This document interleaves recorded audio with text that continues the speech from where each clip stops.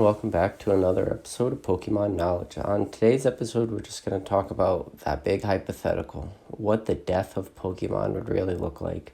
And I don't think we'll ever see like 100% death of the hobby. We can definitely see a downturn. It's hard to imagine right now with the way the market is. So we're just going to go take a dive into, the hypothetical of what that would look like, how that could happen. And, maybe it's something you want to worry about or at least keep in the back of your head. So that'll be the topic we'll be talking about today. I'm bullish when it comes to Pokemon, but I've always been bullish when it comes to Pokemon. I've always thought of Pokemon as a very long-term investment. Yes, there are peaks, there are values, but overall, in the long run, you always see a trend up. And I do watch newer collectors come in, and it's pretty wild to watch a lot of the stuff. It's almost like watching a train wreck in a little way, or a car crash. Like you're watching, but you can't turn away. Yes, a lot of new collectors come in and they're not very familiar with a lot of the newer stuff or maybe the semi-vintage stuff, especially like that diamond and pearl era, or a lot of the black and white stuff. Like I've found out very quickly, a lot of people are not super familiar with this set, but like you always get a collector who comes in and the first card they always want to talk about is first edition Charizard. Yes, I'll be the first one to tell you that probably in the history of collecting Pokemon cards, no one has ever lost money on a first edition Charizard.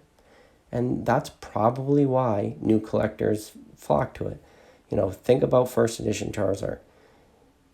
It has always gone up. And if anybody out there did lose money on a first edition Charizard, they never should have owned it in the first place. Because A, they probably weren't a true collector, and they just shouldn't have had that card. And if they were so impatient about that being an investment, because now they're not a collector because they sold it at a loss. If they were so impatient and they couldn't hold on to a first edition Charizard to just get back the money they put into that, like, I don't feel bad for that person, but I bet you could count on one hand how many people that actually happened to. But it's because you can have that argument that a lot of new collectors, instantly flock to that card because it's, very newsworthy. Anytime a first edition box break gets broken, like everyone knows that's a chase card, big dollar amount. Yeah, there's nothing new there. But what I've also found out is newer collectors or people return to the hobby, how they're flocking to modern so quickly. And don't get me wrong, I'm a fan of modern. I enjoy, opening the packs. I enjoy the new sets. I'm all about it. But at the same time, you have to be realistic about a lot of the prices you're paying for modern. And yes, Pokemon does, in a way, limit chase cards. Like you think about some of the new Charizards, like Shining Fates just came out today. So that's like the hottest set around. People, I don't have real hard numbers, but the numbers that have been floating around or the numbers people have been saying is you could pull the shiny Charizard in 1 out of every 400 packs. So I have no way to verify this, but this is the number people are saying. So you think about, okay, 1 out of 400 packs for the big chase card of the set. That sounds about right. Well, then you go back and you think about, like, well, were there any real big chase cards in the past? So you have, you have your Gold Star cards and stuff, which were spread out through multiple sets. And Gold Stars were like 1 out of every 2 boxes, so about 1 out of every 72 packs. And then you look, okay, well, you got a chase card of Charizard, which is 1 out of 400, or a Gold Star, which is 1 out of every 72 packs. So that Charizard's a lot harder to pull. Yes, technically, if you just went by pack numbers, that's correct. But then when you talk about print runs and the amount of, cards that were actually produced during different timelines, even though like Gold Stars were 1 out of every 72 packs, the population of these cards is way less than Charizard's for I don't care what set will ever be. And, that's just something to think about too. Like, yes, there are these chase cards that are hard to pull, but there's always been cards that are hard to pull. And, you think about like Gold Stars and you think about the sets that those Gold Stars were in. I mean, let's just think about them. Team Rocket Returns, Deoxys, Unseen Forces, Delta Species, Legends Awakens, Christian Guardians, Holland Phantoms, Dragon Frontiers, Power Keepers, and then even like the Pop Series 5 packs. Like, all those held their values for the very long term, especially when it comes to sealed product. Now, when it comes to a lot of these modern sets, do I see them holding their value for the very, very, very long term? And, we're talking 10 plus years from now. And it's hard to tell. And I think that would be one of the first downfalls of Pokemon, is if all the sealed product, we start to see those prices dropping. And the only thing that gives sealed product value is the cards that are in that set. And I hope everybody out there could at least agree on this one thing, that sets are only worth money because of the actual cards in the set. And I hope you guys aren't just way overpaying for booster boxes just because it's in a booster box. But sometimes it feels like that. And, I could think of a few examples where you could go out and pick up 36 booster packs raw off the shelves at your Walmart or Target. Yeah, you're going to pay $4 a pack, but it's still way less than what people are actually paying. So, yeah, I'm confused there, but that's probably another video on just the ridiculous there. But anyways, to go back to the actual physical cards in the set is what's going to give sets value in the long term. And what could drive that down is a lot of, the chase cards do get sent away eventually for grading, and there's an oversupply of the chase cards. And if there's an oversupply of all these chase cards, it's going to drive down the dollar amount for those individual cards, which in return will bring down the value of the sealed product. And that's just the way it is. Now, the problem with grading right now is we do have these crazy backlogs, but I struggle with the crazy backlog for CGC because a lot of the cards that are returning right now, like as in you're getting them back in the mail today, a lot of those cards still were part of CGC's 30-day turnaround time they had. Then they bumped it up to 60 days. Now they're up to 70 days. But the cards that are actually coming into people's hands right now at the time of this video, we're only on 30-day turnaround times. So a lot of the graded cards that were submitted have already been returned, at least for CGC.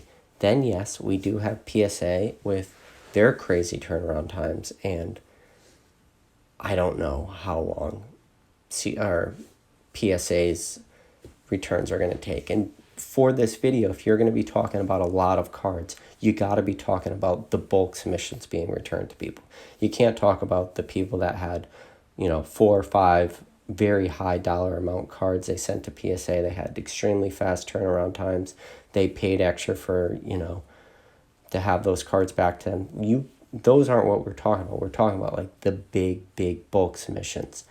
And could those huge bulk submissions, when they get back into people's hands, hit the market?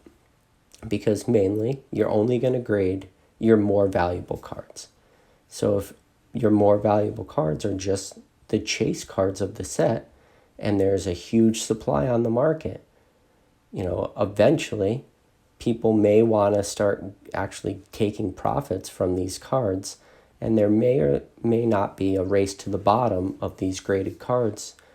And if there's an oversupply, people are just going to be sitting on these cards or have them listed at very unrealistic prices, and all the cards lower than those will be the ones to sell.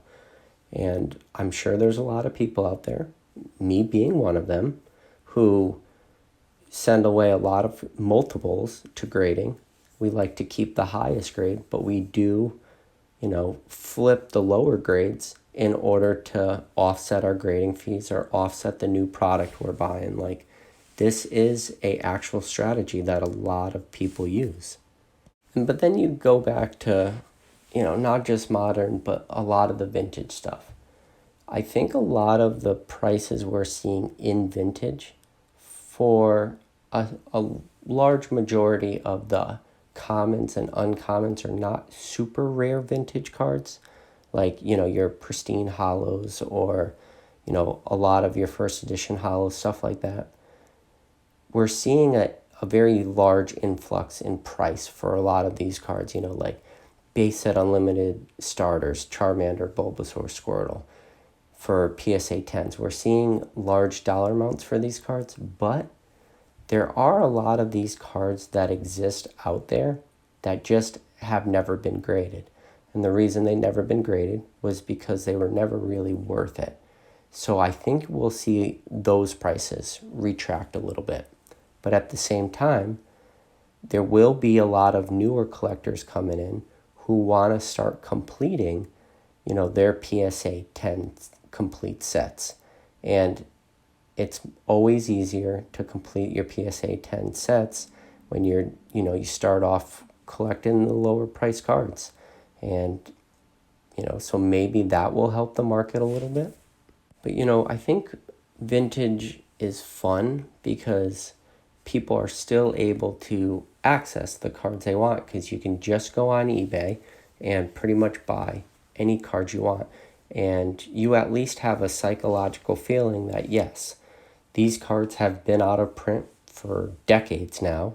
So I do understand that I will have to pay a premium and I will have to get them on, the secondary market, because there's no way I could go pick these up off the shelves. But then when you look back at modern, another thing that could potentially hurt Pokemon in the very immediate is people who get burnt out, not because they don't love the hobby or don't love the cards. They may get burnt out just because they're not able to get their hands on any new product to open. And, we'll go back to Shining Fates just because it was released today at the time of this video. Yeah, it's impossible to get your hands on it. You think about how quickly they sold out at big box retail. You had tons of people, and you think of how many Walmarts and Targets you had people literally waiting for the stocks to be shelved, or the store shelves to be stocked in every single Walmart throughout the country. You didn't even realize there was that many collectors out there. And how come nobody has to go to work? Does anybody have jobs anymore? Or everybody could just wait for shelves to be stocked? But, that's the reality of the market right now. And if you do want to continue with modern, you're going to eventually get burnt out if you can never get your hands on product, or at least get your hand on anything worthwhile. And, when I say worthwhile, I mean the good sets and the good products. I'm sure you guys are all, tired of the only thing you ever see is some Rebel Clash blister pack, stuck between, two Magic the Gathering ETBs that somebody didn't have to see. Yeah, that can get pretty frustrating. And, for the long term of the hobby, you do want to get product into people's hands. There's also a lot of frustrations with Pokemon Center. I had my video where I got the Bear Walker 25th anniversary skateboard. I got blocked on 4 accounts. We ran into it again today with Shining Fates. Everybody went to Pokemon Center, did their best to get their, ETBs or Pikachu boxes or the tins. They did their best, and everyone got blocked again. And I know I personally ran into it. Every time I tried to add it to my cart, I kept getting the error message saying, this was not added to your cart. This was not added to your cart, until eventually everything was sold out. And yeah, it stunk, but that happened to so many people. I'm not alone when it comes to that. And, I tell people in my videos all the time, you got to do your due diligence. You got to hustle. But it also can be very, very frustrating. So, for the purpose of this video, could that eventually kill the hobby? And yes and no. It can kill the hobby because people will no longer be able to get product, so they'll be driven out. But a lot of the people buying that product off the shelves are scalpers or flippers. So if the scalpers don't have any money to be made by going in and clearing out the shelves because, the end consumer, the person that couldn't get product eventually left the hobby, there will not be that huge dollar amount anymore to flip product. So it will eventually, if you're going to kill Pokemon, eventually those stocks would be restocked, or the shelves would be restocked and product would sit there just like it used to. I think a lot of people's fear, and this is just from what I've read, I've seen the way people have, written some comments, or whether it's through different channels or whatever, you read comments, you do see the fear in some people. And I don't know how to really explain it. I guess the best way to explain it would kind of be like, people have a lot of money invested right now in Pokemon, and they're afraid that they'll be holding the bag. And by holding the bag, I mean they're going to end up sitting on all this product, and eventually they're going to lose money on it. And I always do get a little nervous with people like that because they're definitely not in this hobby for the right reasons, because that's the beautiful thing about Pokemon, right? Is yes, if everything goes to shit and you can't sell any of your stuff and to make any money, at least at the end of the day, you still have all these Pokemon cards. So like, that was always that silver lining of Pokemon. But when I read some comments or listen to some people and the way they are so fearful of the market dropping, that you wonder, like, how overly invested in this hobby are you really, that's what you're worried about? You're really so thin that if you see, 10%, 20%, 30% pullback in prices, that's going to financially cripple you. Like, if you're doing that, you should not be buying sealed product, like, you definitely have to start making better decisions that way. Like I said, if you're worried about just a couple percentage points and losing money. And this is a part of the video where I say I'm not a financial advisor. These are strictly my opinions.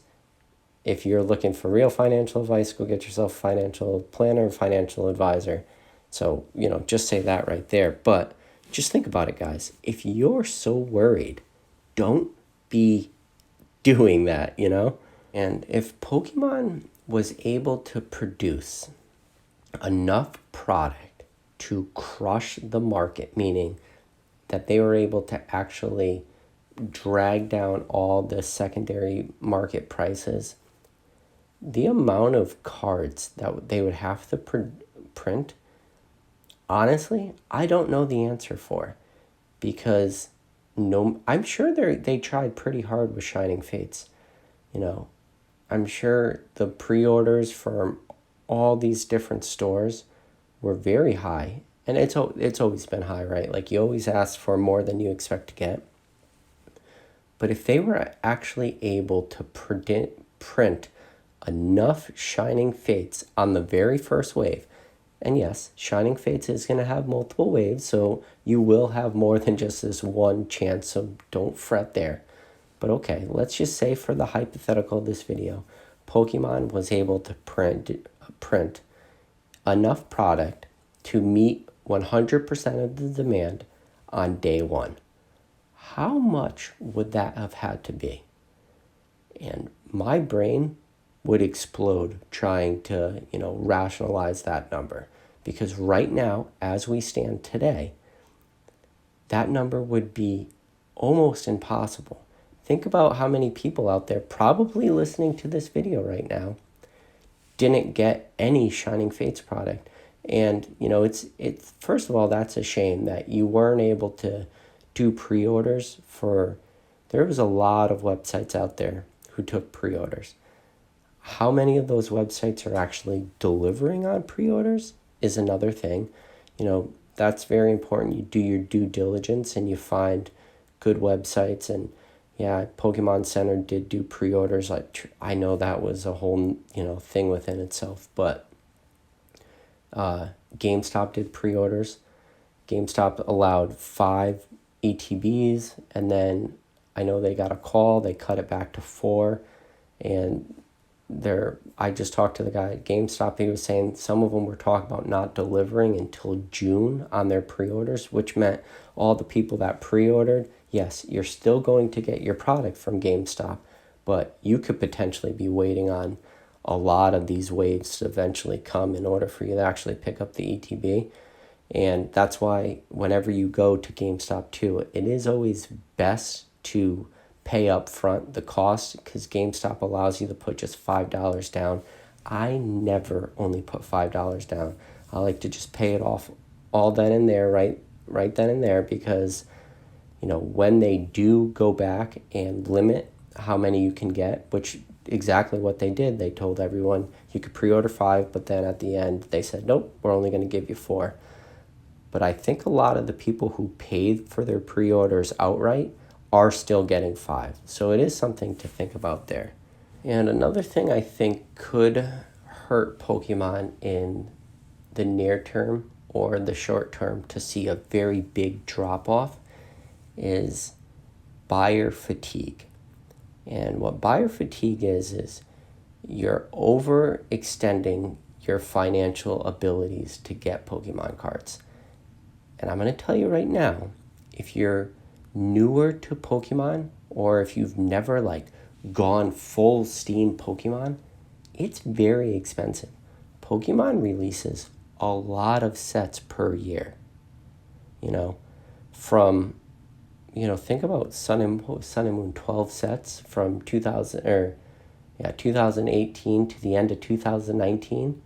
12 sets, so that's 6 sets a year, plus all your different collections. So let's just round it up to 8 sets, between I guess 2020 only saw 4 Sword and Shield sets. We saw Sword and Shield, Rebel Class, Darkness Ablaze, Vivid Voltage, but then we saw the Hidden Fates reprint, we saw Champion's Path.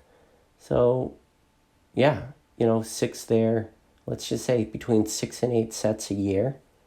If you're going to spend a few $100 per set, you could be looking at a lot of money. And then you rip those packs, you send them away for grading, there's all that money. It could add up really, really fast. And if people are out there who are newer to the hobby, might not really be ready for that. And it comes at you quick. Yes, it does feel like an eternity sometimes between set to set. We're February 19th now. We got Battle Styles coming out in a month. It might seem like an eternity to that set comes out, but you only got a month of saving up to spend a few $100 more on Battle Styles. So you could have that buyer fatigue eventually hit some people. And when that hits people, you could see them drop off or have to recoup some of their investment. So they're going to have no other option but to dump a lot of the product that they've been sitting on, to free up some available capital. And I don't know, maybe that's going to happen. But right now, the demand is is so much outweighing the supply. But in order for Pokemon to really go crash, you would need for that to happen. I just think whenever somebody says, Pokemon could die, I always think of that old Superman comic. Well, it's not that old. I think it came out in the early 90s. But remember, Superman is dead. And then here we are 30 years later and Superman's still around. That will be the same thing that will happen with Pokemon. Maybe in 2002, you could have said, Pokemon's dead. Look at what happened to Pokemon TCG. It was this huge craze in 1999 and 2000. 2 years later, No one wanted Pokemon, you know? But was it really dead? No, of course it wasn't dead. Like, we all know that Pokemon never died, but, you know, maybe that's something we will see in the future. But I don't know. It's so hard right now where we're sitting at the top of this mountain, or the peak of the hype and everything that's going on, and how hard it is to get product, and, you know, just all around what this hobby is like. It's so hard to see that crash coming, but who knows? When I think about hypes or crashes, you know, I try to do my best to like go back in time a little bit and try to remember like what caused the crash last time of Pokemon. And I say, okay, everyone just grew out of Pokemon. They got too old for it, and, you know, they stopped collecting the cards. We're not in that situation anymore. The big investors of Pokemon, or the people clearing the shelves right now, or the people with all this available capital, they're not fourth graders anymore. We're not fourth graders. We have money. You know, we have capital now.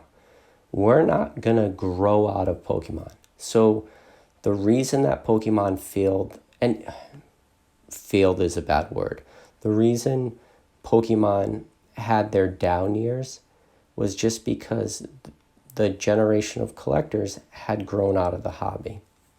And then eventually you grow up enough and you realize age doesn't matter for a lot of this stuff, and you get back into the hobby. So I don't think the cause and effect for the last time Pokemon, you know, really crashed is going to be the same as this time. But maybe more recently you can compare it to 2016. But I don't like comparing it to 2016 either, because yes, there was like a little bit of a boom that happened, but I've said in other videos, I don't really recall it affecting me. Yeah, maybe there was a run on supply a little bit, but trying to compare 2016 to end of 2020 or beginning of 2021, it's not the same at all. And where we stand right now at the time of recording this video, I see Pokemon having smooth sailing to the end of 2021. I don't really see anything stopping it. And a lot of that's going to have to do with whatever Pokemon really decides to come out with for the 25th anniversary. There will be a set. I still believe there will be a set that Pokemon releases for the 25th anniversary. And I think it's going to be a knock your socks off type set. And yeah, we've already had Battle Styles announced. We know that's coming out. We already know the cards that are in that set. We got the Evolution set. I do not believe that's a 25th anniversary set. We're going to see a 25th anniversary set. So you're talking tons of hype for Battle Styles. The Evolutions, you think it's going to be like Shining Legends Shining Fates all over again, you know, pre-orders and everything. And then after Evolutions, you still got other sets happen. You still have so much to look forward to that Pokemon is going to cruise through 2021. So we won't see a dip there, in my opinion. I don't know when it's going to stop. And, you know, for this video is Pokemon's dead. But I don't know. Let me know down in the comments, guys. What do you think? What do you think would be the series of events that would have to happen for Pokemon to really die or not die, or, you know, for a huge retraction in price? And other than that, if you've made it this far in the video, you are absolutely the best. You are the reason I'm doing this video. If you're new to this channel, please hit that subscribe button. But for everybody out there, please hit that like button, because by you hitting that like button, it pumps this video up through the YouTube algorithm, and it's going to make this content available to a ton more people. And I appreciate all the support, and I think some of my listeners are the greatest, and Other than that, catch you guys on the next video.